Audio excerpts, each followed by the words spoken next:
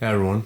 I know the UFC isn't the best place you look for good sportsmanship, especially when it's so big. Some of the fighters just wanna, make a big name for themselves, just make a lot of money. And if they're lacking the skills, they have to, do crazy shit to at least make themselves more well known. And I say that, but I know for a fact that there are people also that will just disregard that and came from like some gym from whatever town they came from, and they have no grasp on basic rules to not do in the octagon, and will just whenever a fight goes like not their way, they will pull out whatever tactic they want to at least get some leg in the fight. If you've ever seen some boxing or MMA fight in a bar, you'll see exactly what I mean. Like, it's such a small fight with so many like drunk people around watching that they legitimately don't care what happens in there, and they just want to make it like as entertaining as possible. So that's at least one benefit of having something like the UFC, where it's at least more respectable and you can't have people just gouging other people's eyes out whenever they want to. However, there are small leaks that see through the cracks and get into UFC, where there are people that sometimes just make like the dumbest decision ever purely because they're losing the fight, and the brain just turns off, and whatever caveman spear throwing tactic they can come up with, they'll just do it right there on the spot. There have been a lot of gory ones before in the past, especially in the beginning where UFC was tiny or just starting out, and at bare minimum they have like two rules. Number one, you have to wear like the gloves, and two, you have to wear shorts, but that was it, and anything was free game. But even nowadays, with myriads of rules, there are certain times where like a fighter, no matter like how much they've trained, if they're just dumb in the head, there's nothing you can do to stop them from getting childish or aggressive when they're losing a fight. And the best example I found today was at a UFC fight in Las Vegas recently, where it was two amateur fighters making their debut, which happens a lot. You have like two people starting out have to share their debut to at least have one make a good win and have one start over a bitter loss, but still have the chance to get more wins. But I haven't seen a worse debut than this one, where it was starting off very simple, like very basic grappling, nothing too special, until at one point, halfway through the fight, one of them has the other by the neck, and the losing guy, Igor Severino, which I'll get on about his name in a second, decides out of nowhere to bite like the lower part of his arm, like around the bicep, and because of the gum shield, it's not a super hard bite, so all you can see just the other guy that got bit, which is yelling out to the referee like, hey, what's going on, he bit me, and it took a while for the actual referee to step in and be like, okay, what's going on, and finally see the bite like a dog that he left in his bicep. Confirm it on replay if we can. Okay, we can see his face going there. We can't see his lips closing around it. So he's definitely in position to bite it. So if he's got the marks there, that is a bite. So I'll tell you how we do this. If it's absolutely a bite, if there's only a top or a bottom, it's not. Okay.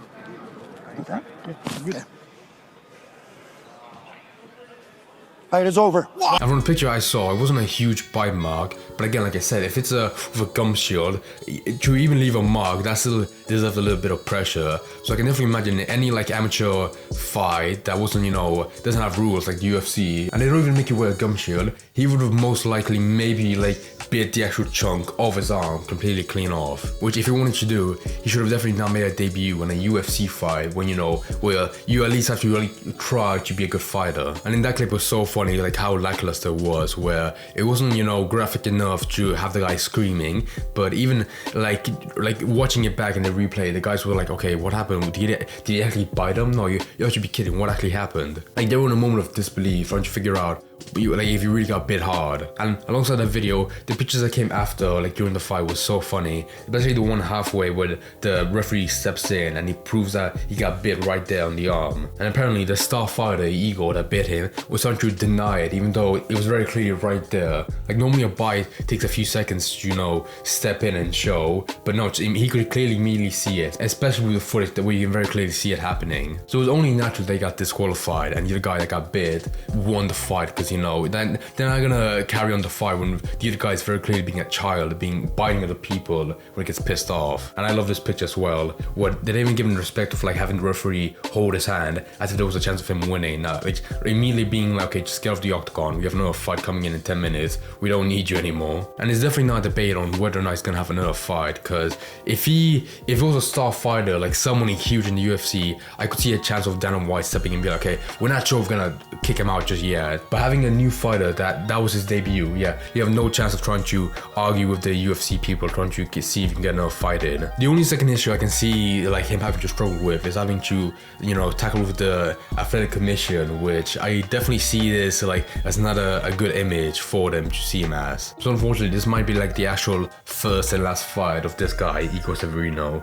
which I really, such a bizarre name. Like somehow you can already tell like he's going to be a bit of a brat, like childish from the name alone. And he's Brazilian, so the also of him having that like hunchback kind of name, like very European, seems so bizarre to me. But maybe perhaps it was just pure destiny for this to happen. Like maybe when he was younger, when he was like in some village, he still bit the kids like at the gym he went to learn MMA, and it never got dropped out of him. It would be fun to see him have like a rocky story where like a coach recognizes his talent, like barely. He's like, you have to take advantage of this biting ability of yours. You can really do some, you know, damage with it, you know. But then yeah, when you actually try to in the second round, I should have mentioned, yeah, the second round of the fight, like he immediately put out his trump card, and sadly the judges didn't take it too well. Maybe in an alternate life he would have been a good enough, like a massive fighter, that him biting people so often would have made like a new change in the rule system where it was actually allowed and official. I do have to admit that would have made like 2% more interesting, you know, at least for just everyone in general, like newcomers and just people who love watching UFC.